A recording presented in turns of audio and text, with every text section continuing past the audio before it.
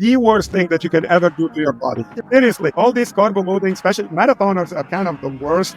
They walk with a gallon of water, and they go and eat like that stuff will slow you down, so much, and is not healthy, because if you don't convert that to energy, you're basically making yourself fat a couple days before that.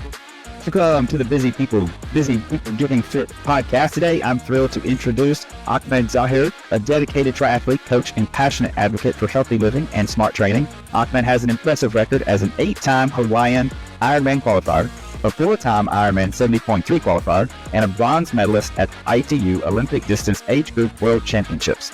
With over 2 decades of racing and coaching experience, he's helped thousands of athletes, from teens to seasoned competitors, reach their goals by emphasizing the importance of proper nutrition, recovery, and tailored training strategies. As the driving force behind PlayTri, Ahmed continues to inspire and empower athletes to achieve their best both on and off the course. Welcome, Ahmed. How are you doing? I'm doing great. Thank you, Brian. Thank you for having me, and thank you for everybody for having me. Thank you.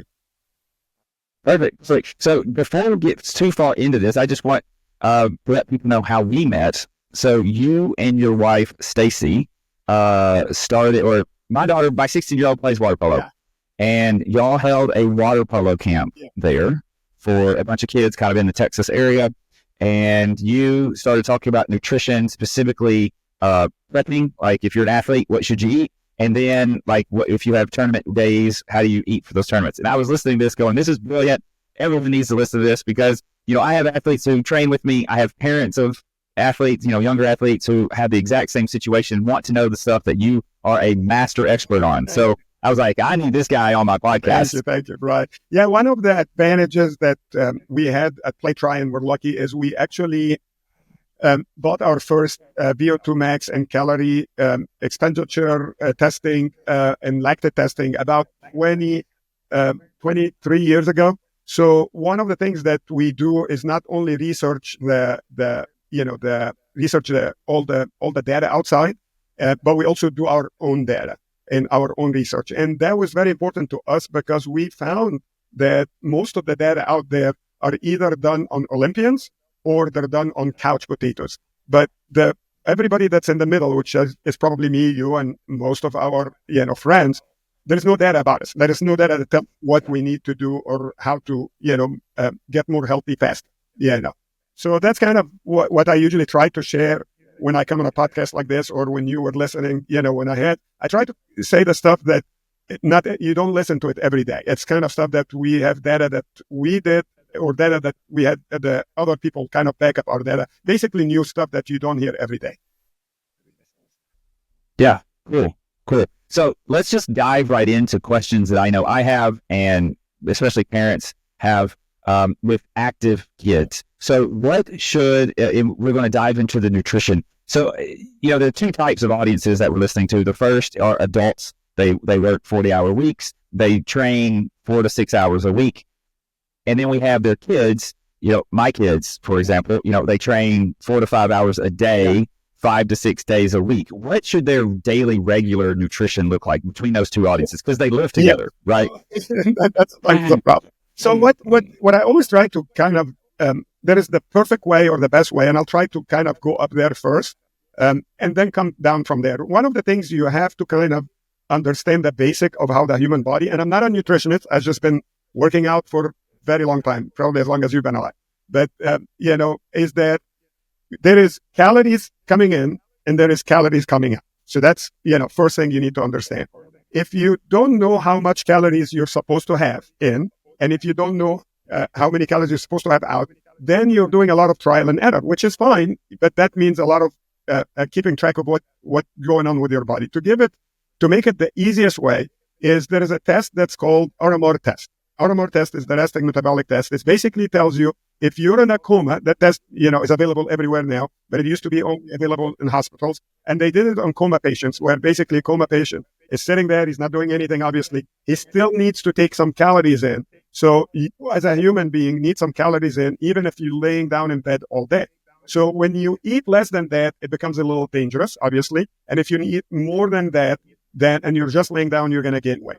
The trick is, what is your RMR? That is an easy, test for $100. Almost everywhere you can get that. You can visit my gym for free. Please, that's awesome. Please, everybody, go over there. And that test will tell you how many calories you need. From there, you need to figure out how many calories are you burning per hour just by doing whatever job you do. Because me and you sitting on the desk right now, not burning as much as the guy that is in construction, for example. And then the third thing is you need to add to that is how many calories you are working out and using working out. And that's when you have the basic of that, you're going to find that really it's not a huge difference between a kid and an adult. It's just a huge difference how much you're burning, in general. One of the things that, one of the misconceptions that people always say when you get older, your metabolism changes. And that is maybe true, but it's by such a negligible amount that is really not true. I've been wearing size, 34 pants since I was 18. It's the same, more or less, pants. I have to work on my muscles a little bit more as I get older, but also it's because I'm not as active as I was younger. So that excuse is not really true. So once you know, hey, this is how much I need if I'm sitting down all day doing nothing, and then this is how much I need, how many calories I need, if I'm working out, and how many calories I need for my job, then it becomes really easy from there to figure out, how much do you need to lose weight or how much you need to get more energy or sustain your energy. That's one. The second thing that we found through our research, and that's also very important, is the percentage of, there is really three essential, always foods that I talk about, or essential nutrition that you need to think of. There's few, obviously, vitamins, all this stuff, but the three main ones that you have to kind of worry about, or easy to monitor, I would say, it's really easy to monitor. Any app will do it. It's your carbs, your fat, and your protein. And what we found is on days that you work out, and you work out hard, you need more percentage of carbs in general. Okay. Days that you don't work out, you need less. Now, my personal research, and there is some research that back up that, is if you're not working out, you would need an average of 50% carbs, healthy carbs, I call it, because to understand everything I'm talking about is more about healthy, not, junk food and all that. Because these calories, or we can talk about that. But we found that if you're working out, you need a 55, 60, or maybe even a 65, but maybe 70 at the most. And that may be your kid having a camp at, working 5, 6 hours, 6 hours that day, 7 hours that day. But most of us, on the day that we work out, we need a little bit more carbs in our general nutrition. General nutrition meaning, let's say I need 2,000 calories or 2,500, 50% of them needs to be there. There's a lot of people that are no carbs or less carbs. I found that to be not true. And it's kind of something that fixes the problem for a short period of time. Meaning, if you stop eating carbs, and I can remember the name of these diets, you probably know that, what I'm talking about. I'm talking about the diets that says eat fat only or eat protein only. These diets make you sometimes lose weight in the first month, probably more than the general, I call it healthy diet of eating, a balanced meal of 50, 25, 25 in general. But then over a long time, you start gaining them again, and your energy level goes down in most cases. So I'm not a big advocate of these. And I'm also not, I know some of your audience go, oh, I swear by it, or my friends did it. Yep. Always exception to every rule. I'm not here to talk about the exception. I'm here talking about the 90% or the 99% of people. So when you look at how much you need, from there, and you eat healthy, what I found from there is really all the supplements and the vitamins, all that takes care of itself. All that usually takes care of itself. And that's kind of when it comes to the healthy, lifestyle of every day, what you eat. So when we talk about you're a father and you work out 1 day a week, you really should eat the same thing as your kids. They're working 5, hours a day. They'll eat the same thing as you. Balanced meal, carbohydrates, fat, protein, start with the vegetables, start with the salads, all that stuff. But really your calorie input will be a lot less than theirs. Does that make sense? It does. It does. Now you just kind of slid in some information there, and I just want to make sure everyone heard it, because you were like, just eat some vegetables and eat your salad and start with your salad. So I just want to be clear that you're eating lots of vegetables. You're not eating, these aren't gummy worms, right? These aren't, you're not looking at the carbs from the gummy worms or the Cheetos. You're starting with fruits and vegetables. Healthy food in general, and my definition of healthy food, as I always tell my kids because they love Chick-fil-A, if you're eating out, in my opinion, you're already not eating as healthy as you should be. Even if it's the same meal, if you take a steak, vegetable, salad, because you don't know what the cook, how much salt they're using, how much oil, butter. When you're in control of your meal and you know, even if it's not as good, you at least know, you know what you're getting and all that stuff. And so I always tell, my clients, my friends, if you're eating outside, you're already starting. Now, obviously, we all have to eat outside a lot of the times, and there is, choices. You have to make better choices. But yes, lots of fresh vegetables, lots of fresh food, lots of, fresh meat, lots of fresh, rice, bread, whatever you want to eat, but it needs to be fresh. Yeah. What's your definition of fresh? So, you can go to an extreme, not extreme. You can go, every year, I was telling this actually on my, I was driving my kid yesterday. He went to the state swimming championship and we were hanging out. And I was telling him that if he wants to really be good, he can. But it's a process that starts today for next year. And it's a process that when it comes to nutrition, you can break it down by day. I usually try to break it down by quarter or by a year. But every year I try to be better, every year. So let's talk about what is better. Organic food is definitely tastes better, has more nutrients and all the stuff, but I know it's not as available. I know it's sometimes expensive for people. So if you can go organic, in my opinion, it does make a difference. It tastes better. It has more nutrients. But there are research that shows regular non-organic has the same nutrients. There's a lot of research that back up that, but it needs to be not in a can, not in a, not manufactured. It needs to be fresh. If you take the French fries that comes from McDonald's and you leave it in your car, and if you cook a French fries in your house and you drop both of them in your car, 2 years later, the French fries McDonald's will look exactly the same. Will have no decay. It will not rot. It will not do anything. Your French fries from your house, in 3 days, it will have mold on it. If your food doesn't accumulate mold in a short period of time, that it might be a good indication that it's not fresh. Yeah. And I learned, it's been 15 years. We lived in the Netherlands. And first weekend we're there, we go grocery shopping and we buy 2 big loaves of bread that we expect to last us through the week. Well, this is on Saturday, and by Tuesday, it's all molded. Yeah. In here, you buy in the U.S., you buy bread and it can last you 2 weeks before it starts to mold. That's a sign, right, that our definition, our bread isn't as fresh as actually, if you made bread in your house and left it out 3 days, it's like. Yes, it is. And, there are some countries in Europe that they're not, it's against the law to feed the animals the American bread. That's literally how bad it is.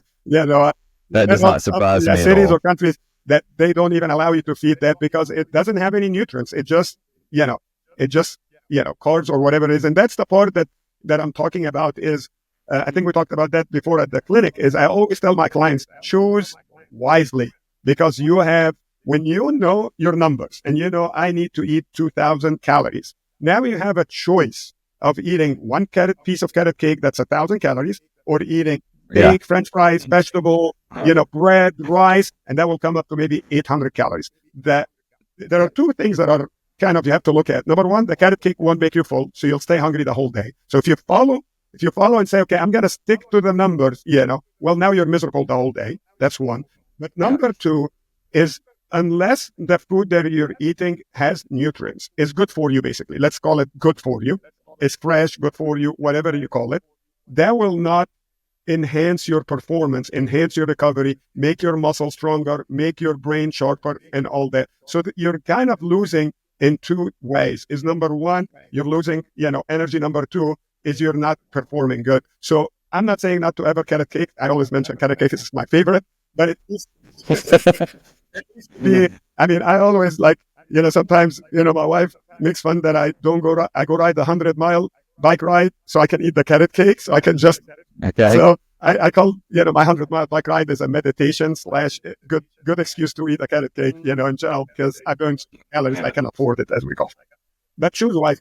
So another question for you. So if I'm a parent, let's say a 12-year-old boy who plays basketball, he trains regularly throughout the week, but now we go into this tournament where he's going to be playing 12 games in 3 days or whatever. what should be my expectations as a parent in terms of feeding Yeah, him? so this is a very, not tricky, but there's not a lot of information that I found out there. But we did a study, and with the help of the Olympic Center and few other organizations, we were able to did a study. I'm just going to give you the results of the study. So this way you can kind of go from there. They did a study on some athletes where they made them not, kind of get drained of carbohydrates completely. So they were depleted of carbohydrates. And then they looked at how long it will take them to be completely full with carbohydrates again. Now, to go back, carbohydrates is not as important. It's the glycogen in your body. Everybody has about 1,600 to 2,000. Best athletes in the world, like Olympians and freaks, as we call it, maybe have 2,400. But an average person, me and you, probably have 1,600 calories of glycogen.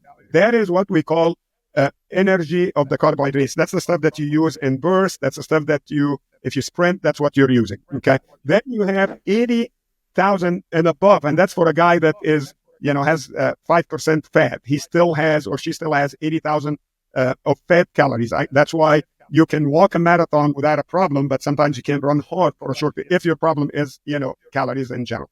So when they brought athletes and they literally deplete them to almost nothing carbohydrates, they found that it took only 3 days for that athlete to be completely full of glycogen, gained all their 1,600 calories back. So I always tell my clients when they panic because they had a hard week the week before a tournament or a hard this and that, I'm like, buddy, if you are completely depleted, you need 3 days. Now, most of us are not depleted, and you shouldn't be depleted. That was a study made in general. But I still use that as a guide where I always tell people, hey, if you don't know if you screwed up or not, and if you don't know if you didn't eat right or this or that, and you're going into the tournament, in case of your kid, then make sure you add just 100 calories, 50 calories, 100 calories to 1 or 2 meals in the 3 days before. So I still use the 3 days guide as in case that you messed up and you didn't eat enough. Okay, but that will make you full. So that's one thing that you need to kind of you need to be conscious of. That's number one. So just to clarify, you're talking about if I have my tournament that starts on Friday, then on Tuesday or Wednesday, I only need like half a banana. Exactly, half a banana a day.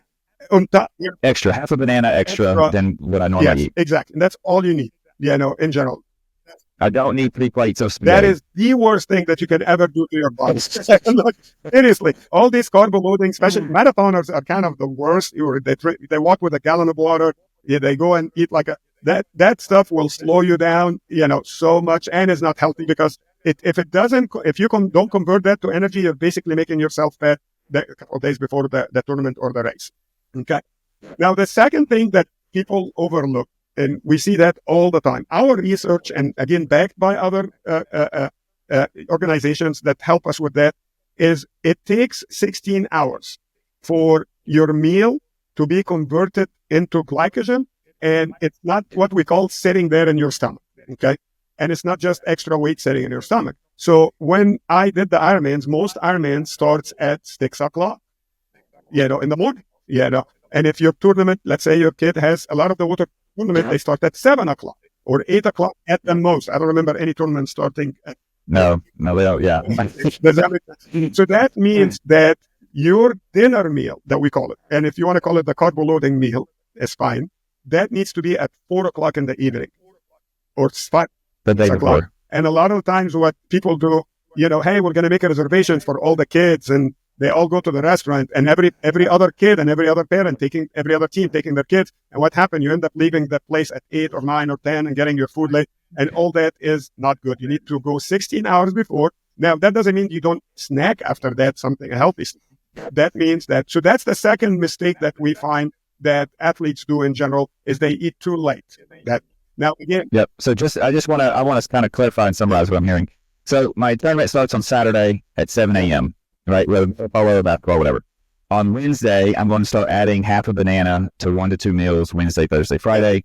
Then on Friday night in quotes, because it's actually going to be, early, late afternoon, right? I'm going to eat my biggest meal. Yeah, you're eating, right? Because I need it to, just a regular meal. I just mean a regular meal.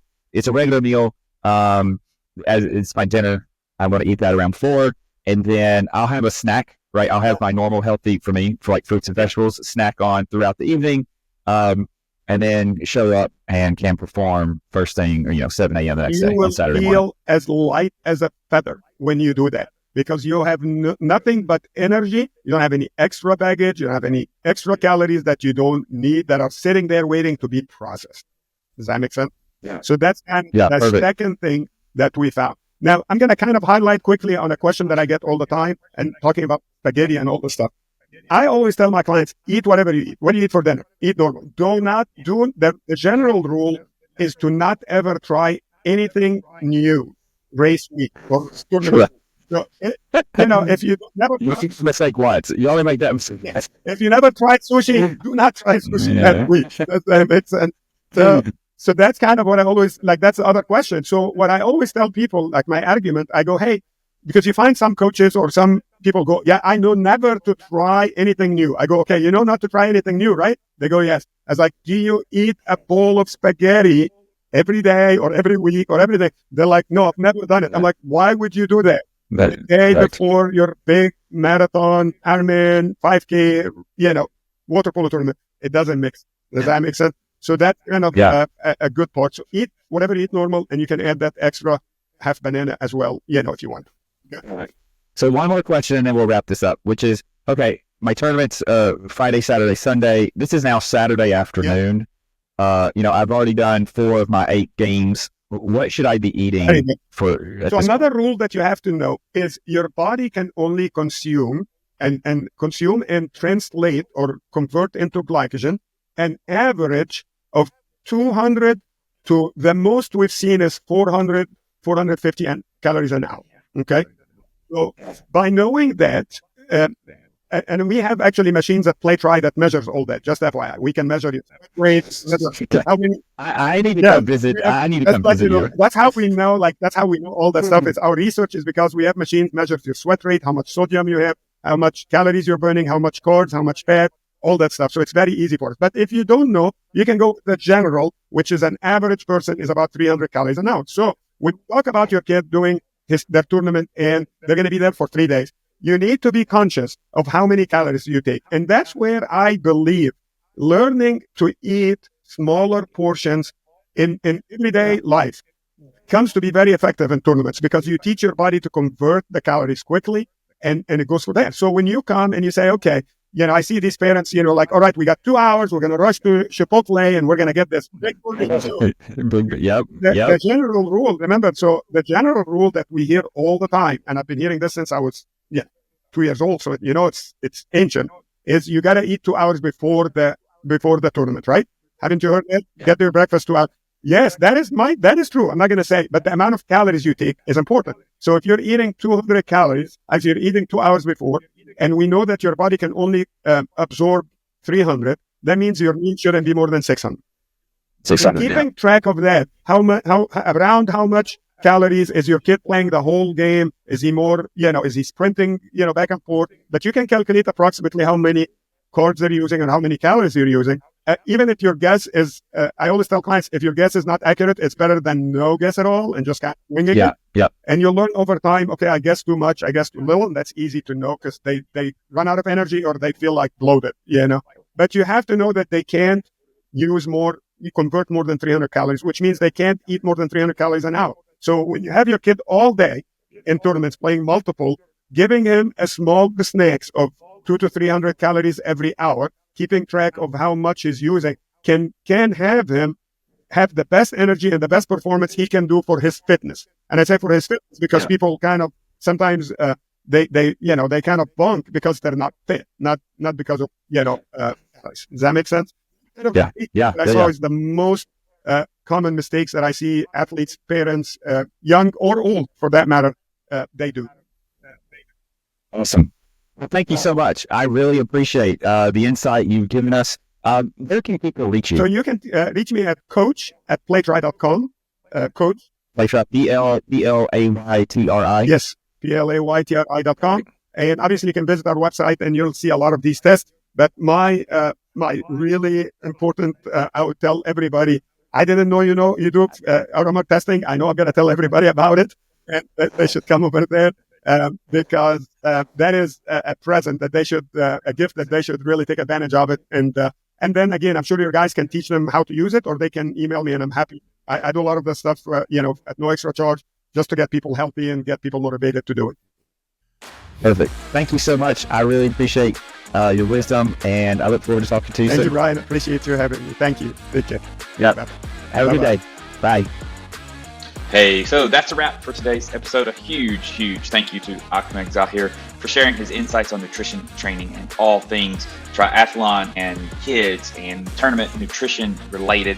His advice on fueling your body smartly, whether you're a team or preparing for a big tournament, truly inspires us to push our limits and perform our best. If you enjoyed today's conversation, please subscribe, leave us a review, and hey, share this episode with teammates, parents of kids that you train with who are looking for that extra edge. Until next time, stay healthy, train smart, and keep on moving. Have a great day.